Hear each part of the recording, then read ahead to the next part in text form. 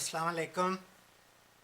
مجھے ایک اور قسط کے لیے وقت مل گیا تو کینیڈا لوٹنے سے پہلے وہ بھی شامل کر رہا ہوں اور ساتھ ہی کچھ تصحیح بھی کر رہا ہوں. یہاں جو دوست جن کے پاس کتابوں سے صحیح فیکٹس ہیں انہوں نے بتایا کہ بعض عورتوں کو مرزا محمود نے واقعی ریپ کیا تھا. وہ کسی بہانے سے انہیں اپنے کمرے میں لاتا اور بہانے سے ہی باہر جا کر بیچ کے کمروں کی کنڈیاں لگا دیتا. مرزا عبدالحق کی بیوی کے ساتھ یہی ہوا اور اس نے گھر جاتے ہی خاوند کو بتایا. لیکن مرد بے غیرت ہوتے ہیں کہ پھر غلاظت کے دلدل میں پھنسے رہتے ہیں. اس بات چیت میں اپنے مشاہدات کی روشنی میں ہم انسان کے مختلف انسٹنکٹ کے پیش نظر قادیان اور ربوہ نیز دنیا کے مختلف معاشروں اور تاریخ کے مختلف ادوار میں ہونے والی جنسی بے راہ رویوں کے تعلق سے بات کریں گے. بچہ جب پیدا ہوتا ہے تو اسے سب سے پہلے گرنے کا ڈر ہوتا ہے. ماں کے رحم میں اس نے محفوظ ماحول میں وقت گزارا ہوتا ہے. رحم کے اندر وہ پانی میں فلوٹ کرتا ہے جو کہ ہلنے جلنے میں اس کے لیے روئی کے گہرے گدے کا کام دیتا ہے. جو ہی وہ پیدا ہوتا ہے تو وہ اس محفوظ ماحول سے اپنے آپ کو باہر محسوس کر کے رونے لگتا ہے. ماں اسے تھپکی دیتی ہے جس سے وہی ردم پیدا ہوتا ہے جو رحم میں اس کے پانی میں ہچکولے کھانے سے پیدا ہوتا تھا. اسی طرح پالنے کے جھولے کے پینڈلم کی طرح دائیں بائیں آسیلیٹ کرنے سے بھی وہی ردم پیدا ہوتا ہے. جب اسے پیدا ہونے کے بعد ماں کی گود میں دیا جاتا ہے تو سب سے پہلے وہ ماں کے بالوں کو پکڑتا ہے. جب اسے بھوک لگتی ہے تو وہ رونے لگتا ہے. ماں اسے دودھ پلاتی ہے تو وہ بہل جاتا ہے. ایک اور بات، بچے کے پیدا ہوتے ہی آپ اسے پانی کے تالاب میں پھینک دیں تو وہ ہاتھ پاؤں مار کے تیرے گا، ڈوبے گا نہیں، کیونکہ یہ اس نے اپنی ماں کے پیٹ میں ہی سیکھا ہوتا ہے. تو گویا قدرت نے بچے کو سروائیول کے لیے پہلے ہی تعلیم دی ہوتی ہے کہ کیا کرنا ہے. پھر نسل کو جاری رکھنے کے لیے نر اور مادہ کا جنسی فعل بھی نہایت اہم ہے اور یہ انسان اور دیگر جانوروں کے سروائیول کے لیے اتنا ہی اہم ہے جتنا کہ کھانا پینا اور گرنے سے بچنا. قدرت اس فعل میں لمس کی لذت دیتی ہے. جب وہ اس میں انوالو ہوتا ہے یعنی کہ انسان یا کوئی بھی جاندار، تو وہ لذت اتنی انٹینس ہوتی ہے کہ دونوں دنیا و ما فیہا سے بے خبر ہو جاتے ہیں. جرمنی میں ایک راج ہنس کے سائز کا سیاہ، نیلے اور سبز رنگوں کے امتیاز کے رنگ کے پروں والا پرندہ ہوتا ہے جسے آورہان کہتے ہیں. پاکستان میں بھی اس سے ملتا جلتا پرندہ ایبٹ آباد کے علاقے کاغان اور اغلباً چترال وغیرہ کی طرف بھی ہوتا ہے جسے مرغ زریں کہا جاتا ہے. اسے شکار کرنا انتہائی مشکل ہوتا ہے. امریکن فوج کے جرمنی میں افسر اسے ایک چیلنج سمجھتے تھے اور اس کا شکار کر کے اس کی ٹرافی واپس امریکہ لے جانا ایک اچیومنٹ ہوتی تھی. تو وہ تب اس کا شکار کرتے جب جوڑا جنسی عمل میں مگن ہوتا. مجھے سخت عیش آتا اور ایک دفعہ میں نے کچھ بے تکلف امریکن فوجیوں کی محفل میں کہا تھا کہ تمہارے فلاں کرنل جن کو اس پرندے کے شکار کا جنون ہے، جب وہ اپنی مسز کے ساتھ مشغول ہو اور جب خلاص ہونے کی ایکسٹیسی کے عین بیچ میں ہو تو کوئی اس کے چوتڑوں میں ایئر گن سے چھرا داخل کر دے تو اسے کیسا لگے گا. تاریخ میں جس کے پاس بھی طاقت رہی اس نے اپنے لیے 3 چیزوں کو اہم سمجھا: زر، زمین اور زن. میں زیادہ پیچھے نہیں جاتا. ویسے تو سب کو پتہ ہے کہ رومن، گریک اور مسلمان سبھی عورتوں کے رسیا رہے. لیکن جب وہ ان فعلوں میں اتنا انتہا کو پہنچ جاتے اور آورہان پرندے کی طرح دنیا و مافیا سے بے خبر ہو جاتے تو ان کے چوکس دشمن ان کے چوتڑوں میں چھرے رسید کر کے ان کی راجدھانیوں پر قبضہ کر لیتے۔ انگریزوں نے ہندوستان میں اپنے آپ کو مسلط کرنے کے لیے راجے مہاراجوں کو کہا کہ ہمارا ساتھ دو تو پھر اپنے علاقوں میں بے شک جو بھی سیاہ و سفید کرو۔ تو سبھی راجے مہاراجے نواب بڑے بڑے حرم رکھتے، بعض عورتوں کے علاوہ خوبصورت لڑکے بھی رکھتے۔ بہاولپور کا نواب گھوڑے پر سوار ہو کر کھیتوں میں جاتا اور جو عورت یا لڑکی اس کے من کو بھاتی وہ اس کی طرف اشارہ کر دیتا اور شام تک اس کے محل میں پہنچ جاتی۔ پٹیالہ کے سکھ راجے کی 450 سے زیادہ عورتیں تھیں۔ اس نے انگلستان سے اس دور میں ایک پلاسٹک سرجن بلوایا اور اس سے اپنی خاص پسندیدہ عورتوں کے پستانوں کو لنگڑے، طوطا پری اور چونسا وغیرہ آموں کی شکل میں ترچھوایا۔ جب ملک آزاد ہوا اور ہندوستان کی نئی حکومت نے سب ریاستوں کے حکمرانوں کو فارغ کر دیا تو پٹیالہ کے راجا کے بڑے بیٹے نے بھی اپنے باپ کی سب عورتوں کو فارغ کر دیا تھا۔ مشرقی پنجاب کا وزیر اعظم بھی رہا۔ اسے پاکستان کی کسی ایکٹریس سے عشق ہو گیا اور اس نے اس سے شادی کر لی۔ اچھی طرح سے یاد نہیں، غالباً جنرل یحییٰ کی معشوقہ جنرل رانی کی بیٹی تھی۔ مجھے اس عورت کی شناخت کا ٹھیک سے علم نہیں۔ اردو پوسٹ میں میرے پہلو میں کالم لکھنے والے ندیم انصاری صاحب جانتے ہیں۔ انہوں نے بتایا تھا کہ یہ عشق حقیقت میں پاکستان کی سیکرٹ سروس نے دانستہ کروایا تھا۔ ہاں، راجہ پٹیالہ کے اپنے پسندیدہ داشتاؤں کے پستانوں کو آموں کی شکل میں ترچھوانے سے یاد آیا، جیسا کہ میں نے آپ کو ربوہ کا راسپوتین کتاب کے حوالے سے بتایا کہ مرزا محمود کی بہن مبارکہ بیگم کی شادی بوڑھے نواب محمد علی صاحب سے ہوئی، جو اور تو کچھ نہیں کر سکتے تھے۔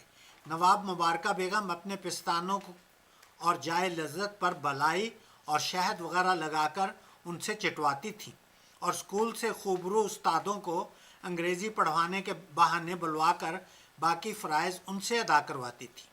میں نے جو آپ کو ربوہ کا راسپوتین کتاب حاصل کرنے کے لیے لاہور کے پتے اور فون نمبر دیے، ان سے یہ کتاب منگوا کر پڑھیے اور پھر اس سے آپ کو اس تعلق سے دیگر کتابوں کے ریفرنس بھی ملیں گے۔ اس ضمن میں اپنا ایک ذاتی تجربہ بتانا چاہتا ہوں۔ جب والد صاحب کو فالج لاحق ہوا تو میری تعلیم کا سلسلہ 2 سال کے لیے منقطع ہو گیا۔ میں نے لاہور کے لکشمی چوک میں واقع پرائیویٹ اسکول فارورڈ کالج میں ٹیچری کی جاب کر لی۔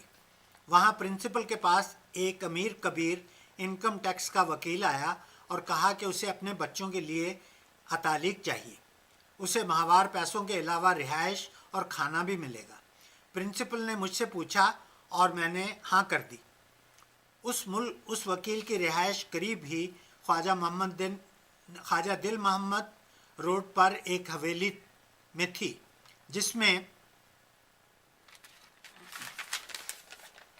وہ لوگ تو اوپر کی منزل پر میں رہتے تھے، مجھے نیچے ایک کمرہ دیا ہوا تھا۔ ان کا 10ویں جماعت کا بیٹا لیاقت اور اس سے شاید 1 سال چھوٹی بہن مجھ سے ٹیوشن پڑھتے تھے۔ میری اپنی عمر اس وقت 17 سال کے قریب تھی۔ پہلے لیاقت پڑھ کر چلا جاتا تو اس کی بہن آ کر پڑھتی۔ وہ جوانی یعنی پبرٹی کے دور میں قدم رکھ رہی تھی اور اس کا دھیان پڑھائی کی طرف بالکل نہیں ہوتا تھا۔ میرے چہرے کی طرف تکتی رہتی تھی اور کبھی کبھی میز کے نیچے سے اپنے پیروں سے میرے پیروں کو چھیڑتی۔ میرا دل دھڑکتا اور ڈر سا لگتا، ظاہر ہے اچھا بھی لگتا۔ تاہم جیسے تربیت ہوئی تھی، کسی لڑکی سے رومانس میں آگے بڑھنے کی ہمت نہیں ہوتی تھی۔ اسے آپ بزدلی کہہ لیں یا جو بھی۔ اب بڑھاپے میں شکر کرتا ہوں کہ اس معاملے میں دلیر ہو کر کہیں پھسلا نہیں۔ کئی بار دل کیا کہ جب پاکستان جاؤں تو معلوم کروں کہ ان بھائی بہن کا کیا ہوا، لیکن ایسی خواہشات دل ہی دل میں رہ جاتی ہیں۔ اب آئیں اس تعلق سے عورتوں کے ان مشہور سکینڈلز کی طرف जहां वो खसूसन मिर्ज़ा ख़ानदान के साथ इन्वॉल्व हुई, प्रेग्नेंट हुई, हमल गिराए गए या बच्चा पैदा हो गया। जहाँ तक नौकरानियों का ताल्लुक़ है, वो बेचारियाँ तो मजबूर होती हैं। रोटी सर्वाइवल के लिए रोटी सर्वाइवल के लिए स्ट्रॉन्ग अर्ज है। इसके तहत मजबूर औरतें पेशा करने पर मजबूर होती हैं। लेकिन जब मिर्ज़ा महमूद जैसे कि स्ट्रॉन्ग पावर कायम हो जाती है, तो खुसूसन मिडिल क्लास के मरीज़ों का उसके ख़ानदान से ताल्लुक़ करना ऊंचे स्टेटस का बायस होता है, जिससे उनसे नीचे दर्जे के लोग उन पर रिश्क करते हैं। लेकिन इस सोशल सीढ़ियों से ऊपर चढ़ने में उन्हें चोटें लगती हैं जिनका वो प्रचार नहीं करते, और जो औरतें मिर्ज़ा महमूद या उसके बेटों की हवस का शिकार होती, उनमें उनकी अपनी ईमा अक्सर शामिल होती, क्योंकि वो उनके ऊंचे सोशल रुतबे के जाल में फंसने को एक प्रिविलेज समझती। ये कहना कि उसे रेप किया, ये सब बहाना होता है। औरत अगर ना चाहे तो कुछ नहीं होता, वो शोर मचाए या कुर्सी उठाकर ही उसके मुंह पर मार दे, लेकिन अमूमन अंदर से उसकी बायोलॉजी भी उसे गुदगुदियाँ करके आगे बढ़ने के लिए उकसाती है। सिवाय इसके कि घर में सही तरबियत से उसका किरदार इतना मजबूत हो कि वो हमेशा बायोलॉजी की टेम्पटेशन पर हावी रहे। जब मेरी शादी नाकाम हुई और मैं अलग होकर पनामा गया, तो वहाँ औरतों मर्दों की बेरारवी का कुछ ना पूछें। यहाँ तफसील बयान नहीं की जा सकती। इस पर एक किताब लिख सकता हूँ। मेरे अंदर जो जज्बाती खला था, उसे एक अच्छी औरत को तलाश करके पुर करना चाहता था। यह भी एक तवील कशमकश थी। तरह तरह के तजुर्बात और मुशाहिदात हुए। एक आम औरत जिनसी लिहाज से लूज होती थी, उसका शादी शुदा हो या ना, इधर उधर भटकना नॉर्मल समझा जाता था। लेकिन हमारी किताबों की कंपनी में एक कदावर खूबसूरत पोलैंड की खातून ने पार्ट टाइम काम शुरू किया। इंग्लिस्तान में पढ़ती थी। उसकी वहाँ पनामा के टेबल टेनिस के चैंपियन राहुल से मुलाकात हुई। उससे शादी करके पनामा में बस गई। वो सब औरतों से अलग थी। खामद के अलावा किसी और मर्द से बाकी औरतों की तरह अफेयर का सवाल ही पैदा नहीं होता था। हालांकि वो उसके मुकाबला में मामूली शक्ल, पक्के रंग और छोटे कद का था। जब उसे हमारे साथ काम करते 5-6 माह हो गए और उससे बेतकल्लफ़ी हो गई, तो मैंने एक बार उससे पूछा, माया, अगर बुरा नहीं मनाओ तो मैं तुमसे एक पर्सनल बात पूछना चाहता हूँ। बोली, हाँ हाँ पूछो। मैंने कहा, क्या बात है? तुम सबसे अलग हो। उसे इसका मतलब समझ आ गया और उसे मेरे सवाल की वजाहत की ज़रूरत ना हुई। बोली, पोलैंड में मेरा बाप ज़मींदार था और मैं उसकी चहेती बेटी थी। जब मैंने बलूगत में कदम रखा तो मेरे बाप ने मुझे घर के बाग में एक तरफ ले जाकर कहा, बेटी, एक ज़रूरी बात कहना चाहता हूँ। तुम जानती हो कि तुम मुझे कितनी अजीज़ हो। फिर मेरे सामने नाफ के नीचे इशारा करके कहा, देखो, गॉड ने इसे खिलौना नहीं बनाया, तो बस इतना ही कहना चाहता हूँ। हमेशा अपना ख्याल रखना। बोली, वो दिन और आज का दिन मुझे शादी से पहले भी और शादी के बाद भी एक से एक बढ़कर नौजवान मिले और बहुत सौ ने मुझे फिसलाने के लिए क्या क्या जतन नहीं किए होंगे, लेकिन मैंने अपने बाप की कही हुई बात को कभी नहीं बुलाया। मेरी अब भी माया और उसकी फैमिली से दोस्ती है। साल में एक आध बार पनामा जाता हूँ, होटल में ठहरता हूँ, ताज़ा मछली, सब्जियाँ और फल खरीदकर उसके घर ले जाता हूँ। मछली पकाने की माहिर है और हम खूब दावत उड़ाते हैं। देखिए, यहाँ मैं सब कुछ याददाश्तें लिखता रहा हूँ। एग्जैक्ट फैक्ट्स के लिए मेरे पास किताबें वगैरह नहीं हैं, लेकिन हकायक दुरुस्त होते हैं।